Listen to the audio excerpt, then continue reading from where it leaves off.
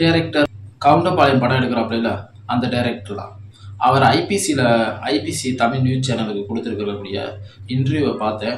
அவர் என்ன சொல்ல வராப்புல அப்படின்னா, இந்த சமூகத்தில் ஒரு கட்டமைப்பு இருக்குல்ல, தமிழ்நாட்டில் இந்தியாவில் ஒரு கட்டமைப்பு இருக்குல்ல, அதை பேஸ் பண்ணி மட்டுமே படங்களாக எடுங்க.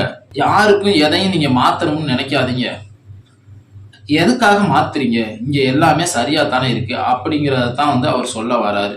பண்ணையாராக இருக்கிறவன் பண்ணையாராக இருக்கட்டும், படிக்காதவன் படிக்காதவனாக இருக்கட்டும், பாத்ரூம் கழுவுறவன் பாத்ரூம் கழுவட்டும், சரிங்களா? ஏன் பாத்ரூம் கழுவுறவன் பண்ணையார ஆக்கி பார்க்கணும்னு நீங்கள் நினைக்கிறீங்க? ஏன் படிக்காதவனை படிக்க வச்சு கலெக்டர் ஆக்கணும்னு நீங்கள் நினைக்கிறீங்க?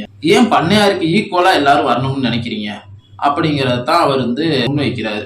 ஒரு படம் பார்க்கறதுக்கு ஒரு தியேட்டருக்கு போனோம்னா அங்கே எல்லாருமே ஒரே மனநிலைமையில தான் இருப்பாங்க. இந்த சமூகத்துல ஒரு கட்டமைப்பு இருக்கு, சரிங்களா? பண்ணையாரா இருப்பாரு, அவருக்கு கீழே ஒரு துண்டை கட்டிக்கிட்டு இப்படி கையை கட்டிக்கிட்டு நிப்பாப்புல, சரிங்களா?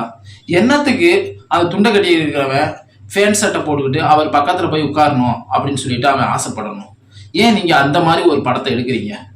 2 பேர் இருக்காங்க, ஒருத்தர் பண்ணையாரா இருக்காரு, ஒருத்தர் பண்ணையாருக்கிட்ட வேலை பார்க்குறவரா இருக்காரு. பண்ணையாருக்கிட்ட வேலை பார்க்குறவருடைய மயன் படிச்சு பெரிய கலெக்டர் ஆயிட்டாப்ல, பண்ணையாருடைய மயனும் படிச்சு பெரிய கலெக்டர் ஆயிட்டாப்ல.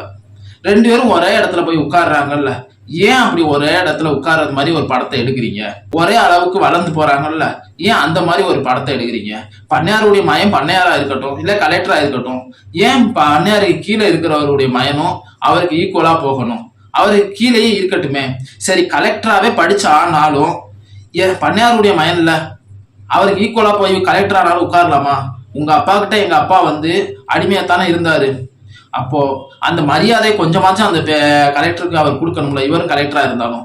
அப்படிங்கிறது மாதிரி நீங்க இந்த சமூகத்தை வச்சிருங்க அப்படின்னு சொல்லிட்டு சொல்றாப்புல.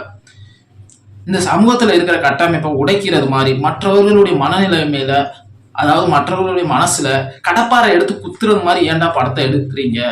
அதை பாக்குறவங்களுக்கு ஒரு அயர்வா இருக்காதா அப்படின்னு சொல்லிட்டு கேட்கிறாப்புல. அயர்வா இருக்கும். பண்ணையாருடைய மனநிலைமையில இருக்கிறவங்க, உங்களை மாதிரி மனநிலைமையில இருக்கிறவங்க, உங்க இடத்துல இருக்கிறவங்களுக்கு கொஞ்சம் அயர்வா தான் இருக்கும். அதுக்கு என்ன பண்றது? அதாவது ஒரு அடிமைக்கு அவன் அடிமைன்னு தெரியல. நான் இதைத்தான் லாஸ்ட் 2 வீடியோவில் சொல்லிக்கிட்டு இருந்தேன். ஒரு அடிமைக்கு அவன் அடிமைன்னு தெரியல, ஏன் அவனுக்கு நீங்க அடிமைன்னு சொல்லிட்டு சொல்றீங்க அப்படிங்கிறது தான் அவர் கேட்கிறாப்புல. அடிமையா இருக்கிறவன் அவன் பாட்டுல அடிமையா இருந்துட்டு போறான், அடிமையா வச்சிருக்கிறவன் அவனை அடிமையாவே வச்சிருந்துட்டு போறான். நீ அடிமையா தான் இருக்க அப்படின்னு இனத்துக்கு வெற்றிமாறன், பா ரஞ்சித் மாதிரி ஆட்கள்லாம் அந்த மக்கள்கிட்ட சொல்றாங்க. தாழ்த்தப்பட்டவங்க, பொருளாதார ரீதியா ஜாதி ரீதியா தாழ்த்தப்பட்ட மக்கள்கிட்ட நீங்க தாழ்ந்துதான் கிடைக்கீங்க, பொருளாதார ரீதியா ஜாதி ரீதியா நீங்க தாழ்ந்துதான் கிடைக்கீங்க.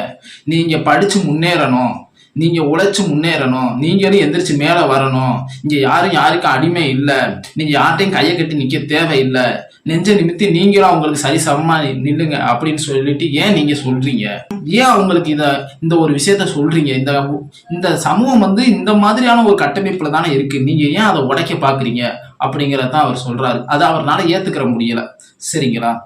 எல்லாரும் அவர்கிட்ட கையை கட்டி நிற்கும் போது அவன்கிட்ட அசிஸ்டன்ட் டைரக்டரா இருந்தவன் வளர்ந்து அவன் ஒரு பெரிய டைரக்டர் ஆகி அவன் ஒரு பெரிய படம் பண்ணி, இவர் 50 லட்சம் பட்ஜெட்ல ஒரு படம் பண்ணும்போது அவன் 1 கோடி பட்ஜெட்ல ஒரு படம் பண்ணா இவருக்கு வயிறு எரியுமா எரியாதா? அப்படி ஏன் ஒருத்தனை வளர்த்து விடணும்னு நீங்க நினைக்கிறீங்க அப்படிங்கறது தான் அவர் சொல்றாப்புல.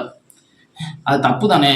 யாருக்கா இருந்தாலும் வயிறுன்னு ஒண்ணு இருக்கும், அது எரியத்தானே செய்யும்.